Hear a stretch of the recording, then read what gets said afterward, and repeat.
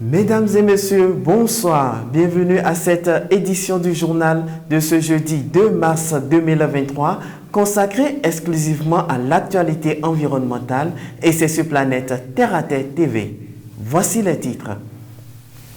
One Forest Summit au Gabon, un sommet pour protéger la forêt tropicale. Cette rencontre fait suite à la COP de biodiversité de Montréal. Dans cette édition, vous suivrez les ministres gabonais de l'environnement et français de l'écologie à ce propos. Canada, le manque de froid menace la pêche sur glace. La capitale canadienne vit son troisième hiver le plus chaud depuis 1872. Plainte contre la pollution des paquebots à Marseille, des associations et citoyens saisissent la justice. L'affaire est désormais sur le bureau du procureur de la République depuis le mardi 28 février 2023. Téléphone portable, ses inconvénients sur la santé humaine et l'environnement. Vous suivrez les explications du docteur Kiki Pribus, ingénieur électrique à MyFi. Voilà l'essentiel des titres, le développement dans un instant. À nouveau, bonsoir. Deuxième et dernier jour du One Forest Summit à Libreville au Gabon. On note l'absence de taille au vu du sujet abordé des présidents de la République démocratique du Congo, Félix Tshisekedi, et du Brésil, Luiz Inácio Lula da Silva. Les deux pays possèdent le plus de forêts tropicales. Toutefois, l'avion d'Emmanuel Macron s'est posé aux environs de 19h hier soir à Libreville. Il a été accueilli au palais présidentiel par son homologue Ali Bongo. C'est d'ailleurs au palais présidentiel qu'a lieu la rencontre entre les chefs d'État. Les travaux ont été conjointement gérés par les présidents gabonais et français. Je vous propose de suivre ici les propos des ministres gabonais de l'environnement et français de l'écologie sur l'intérêt du One Forest Summit. Il y a plus d'attention, un peu plus de financement, un petit peu plus de ressources pour faire des études scientifiques, mais pas au niveau des services qui sont fournis par les forêts de l'Afrique équatoriale. L'Amazone commence à mourir à cause des changements climatiques et ce sont les forêts de l'Afrique centrale qui résistent mieux, qui continuent à séquestrer du CO2, mais il y a des premiers signes d'alerte dans nos forêts. Donc c'est le moment d'agir, mais on constate très peu d'engouement des pays développés d'honorer leur engagement dans l'accord de Paris et sur l'article 5 de nous payer pour les résultats qu'on a obtenus ici au Gabon. Donc, comme j'ai dit, on veut fédérer les chefs d'État des pays forestiers avec les chefs d'État le plus engagés des pays développés pour créer un noyau qui vont élever ce débat au niveau des chefs d'État parce qu'à notre niveau, les ministres n'ont pas pu résoudre le problème. Il faut qu'on aide les lieux qui séquestrent le plus de carbone dans la planète à être préservés. Et dans cela, il y a quelques endroits magiques sur cette planète que sont les forêts primaires tropicales. 3, l'Amazonie, les forêts du bassin du Congo et l'Asie du Sud-Est. À elles seules, elles concentrent 75% de ce que les scientifiques appellent le carbone irrécupérable. Autrement dit, si demain on les déforestait, ce serait une bombe climatique qui rendrait totalement impossible tous les accords qui ont pu être pris et dont on sait qu'ils sont déjà parfois pas en passe d'être tenus. L'idée, c'est de dire qu'aujourd'hui, jusqu'à maintenant, celui qui déforeste, bon an mal an, il en tire un avantage économique parce qu'on a beau pleurer, regarder ce qui se passe, à la fin, ces produits arrivent chez nous. Comment est-ce qu'on inverse ça ? D'abord en luttant contre la déforestation et ensuite en finançant ceux qui ne déforestent pas. Le premier acte, il a été posé par le Parlement européen à la fin de l'année dernière et il va faire l'objet d'un vote dans quelques jours. Le deuxième, il commence avec ce One Forest Summit où on va poser la question de comment on rémunère le fait de ne pas toucher à sa forêt primaire. Le téléphone portable est un outil indispensable de jour en jour. À l'aide du numérique, nous remarquons que sa disponibilité sur le marché et son utilisation sont de plus en plus grandissantes. Ce que beaucoup ignorent, c'est son aspect polluant. Que pensent les usagers de l'utilisation de cet outil? Nous avons fait un tour dans la ville d'Abomey-Calavi. Un téléphone portable, c'est un moyen technologique de communication utilisé aujourd'hui quand même pour communiquer entre les hommes et également faire d'autres activités autres que la communication.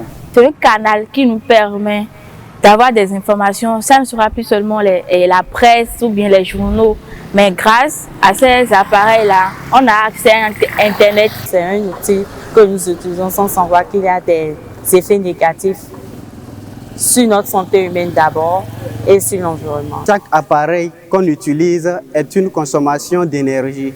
Et plus on manipule cet appareil, plus ça entraîne la consommation de l'énergie et l'émission des gaz à effet de serre du côté des infrastructures qui produisent ces énergies. Un téléphone portable peut faire 10 à 15 ans. Ça dépend de celui qui l'utilise, bien sûr. Parce que si vous utilisez bien votre téléphone portable, vous pouvez l'utiliser sur 5 ans et pourquoi pas jusqu'à 10 ans. Ça dépend quand même de comment vous l'utilisez. Lorsqu'on termine d'utiliser les téléphones portables, le mieux est de remettre ça à un technicien parce que c'est eux qui assurent souvent cette fonction, les GSM, aller remettre ces genres de portables et même si c'est gâté, les stocker là. Le téléphone. Voilà l'avis des usagers, voilà l'avis des utilisateurs, mais le regard des spécialistes est tout autre, puisque la mauvaise utilisation du téléphone portable représente un danger pour notre santé ainsi que l'environnement. Suivez les explications de Dr Kiki Pribus, ingénieur électrique à MyFi. Est un moyen de communication très utilisé aujourd'hui. Un téléphone portable, c'est un appareil électronique de télécommunication qui est normalement mobile et qui permet d'effectuer à la base certaines tâches comme faire un appel et envoyer des messages sur une longue distance. Le mobile est une avancée technologique dans le domaine de la communication. Il présente beaucoup d'avantages, mais aussi des inconvénients sur la santé comme sur l'environnement. Aujourd'hui, on a des smartphones, on a la possibilité d'installer même des applications. Le téléphone portable peut être polluant. Il consomme de l'énergie autant qu'un avion qui vole sur 57 km et peut émettre des gaz à effet de serre, un peu comme une voiture moyenne qui parcourt 85 km environ. Le cycle de vie d'un téléphone portable a des impacts sur l'environnement auxquels s'ajoutent des impacts sociaux et sanitaires. Plus on utilise le téléphone portable et plus les cycles de charge et décharge de la batterie vont commencer par se réduire. Le téléphone portable va commencer par consommer plus d'énergie, il va se décharger très vite et il va prendre du temps pour se charger. Et qui dit énergie dit, en fonction de la source de production de l'énergie, c'est des impacts indirects que ça aura sur l'environnement. Un nouveau sujet à présent. Deux experts et un artiste ont pris le rendez-vous du programme le plus innovant d'éducation environnementale ce jeudi 23 février 2023.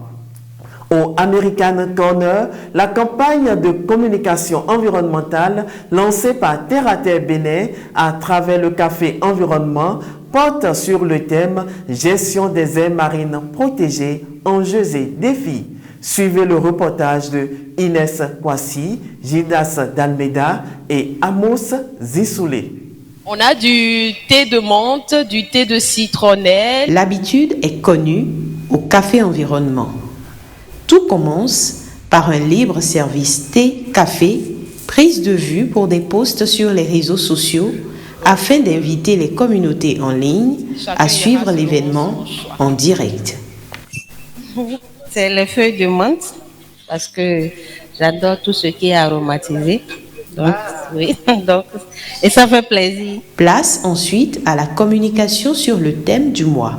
Ce jeudi, les enjeux et défis liés à la gestion des aires marines protégées au Bénin étaient au cœur des préoccupations. Le 5 janvier 2022, le premier conseil des ministres du gouvernement de la rupture a pris une décision historique de la création de 2 aires marines protégées au Bénin.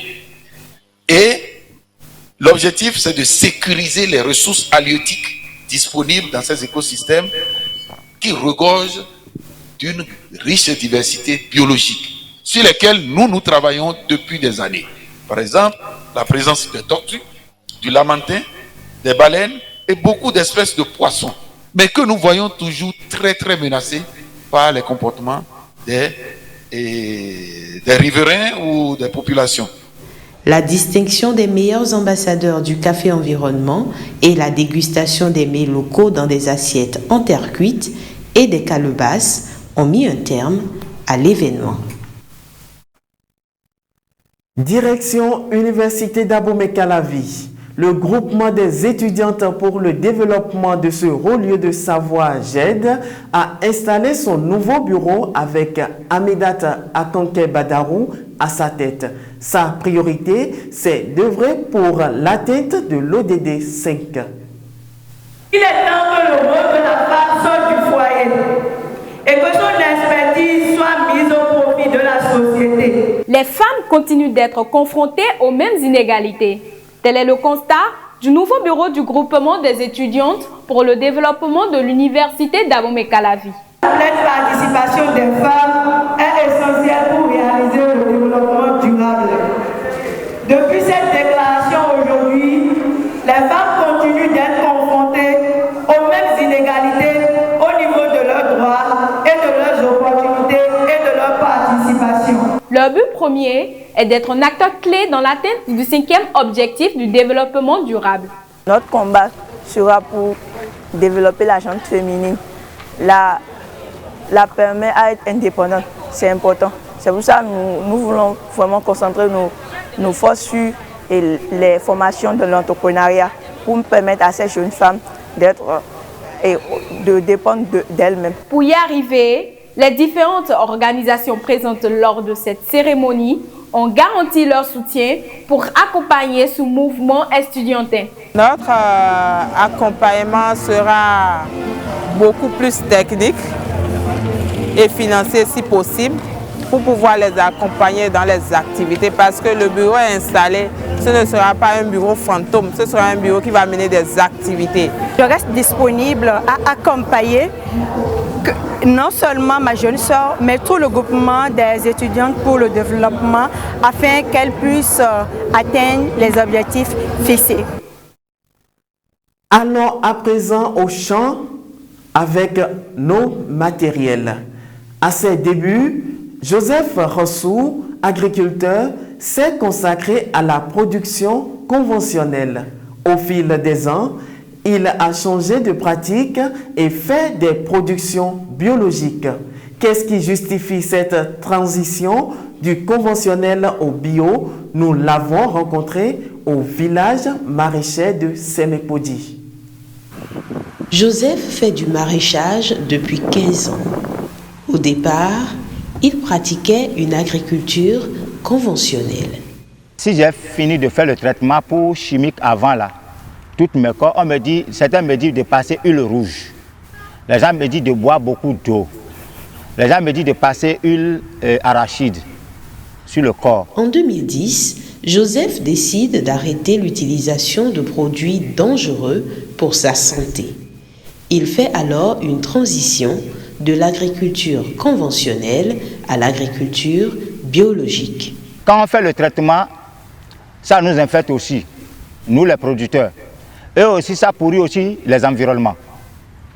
De deux, les consommateurs qui achètent aussi, ça ne fait pas trop du bien. Ça ne leur fait pas trop du bien. Donc, c'est pour cela que je décide de rentrer dans la production biologique. Même si cette transition est bénéfique pour sa santé et l'environnement, Joseph rencontre des difficultés pour écouler ses produits. les consommateurs qui achètent avec nous ne connaissent pas la valeur de ce que nous faisons. Ils comparent toujours les choses par rapport à les produits chimiques. Et c'est pour cela quand on leur dit les prix, ils n'arrivent pas à acheter sur le prix, donc nous les producteurs subissons.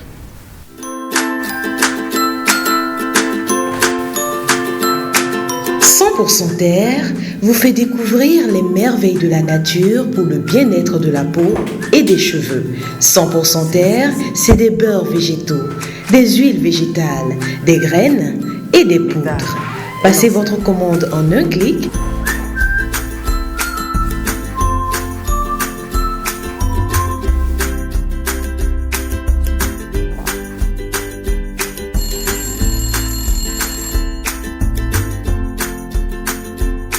100% Terre », le bonheur est dans la nature. 100% Terre, un produit de Terre à Terre Bénin.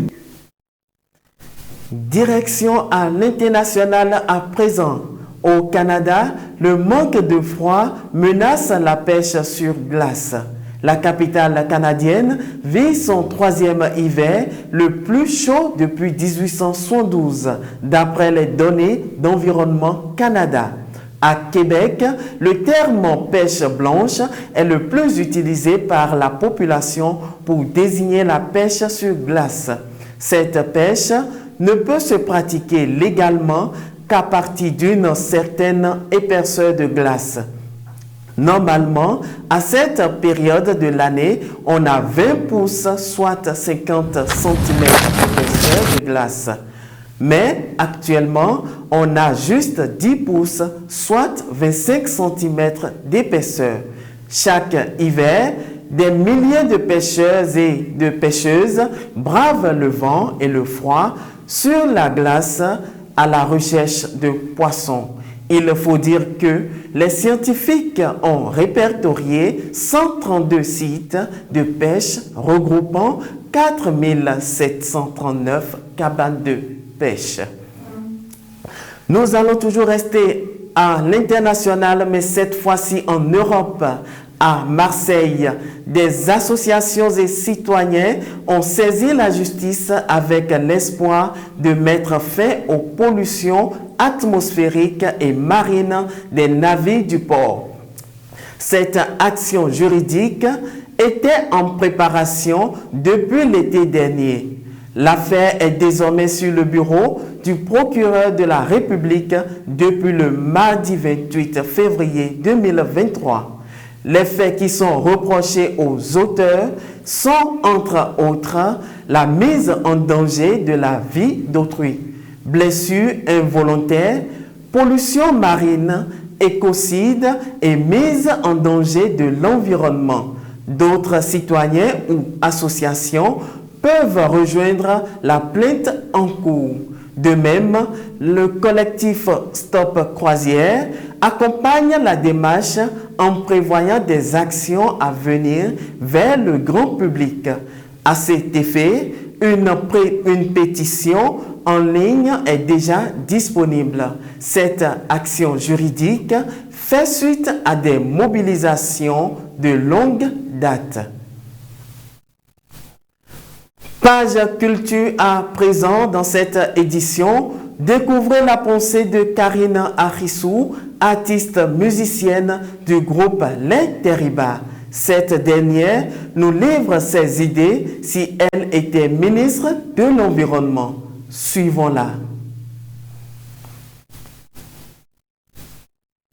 Je verrais bien comment on pourrait mieux trier nos ordures, déjà depuis la petite famille et jusqu'au grand niveau où voilà, on peut recycler tous nos ordures, essayer de voir ce qui est réutilisable et créer des énergies par rapport à nos déchets et reprendre ce qu'on peut reprendre et voilà. Et voilà les ambitions de Karine Arissou si elle était ministre de l'Environnement. Vous pouvez retrouver l'intégralité de cet entretien dans Station Verte. Mesdames et messieurs, ce sera tout pour cette édition. Merci de l'avoir suivi. Merci surtout de prendre désormais le rendez-vous tous les jours du lundi au vendredi à partir de 19h45 sur l'ensemble de nos réseaux pour suivre l'actualité exclusivement liée à l'environnement. Demain à la mi-journée, Freddy Adiarossi vous présentera le Flash Info et vous retrouverez Inès Kwasi à la présentation de la grande édition de 19h45. Protégez l'environnement parce que l'environnement, c'est vous.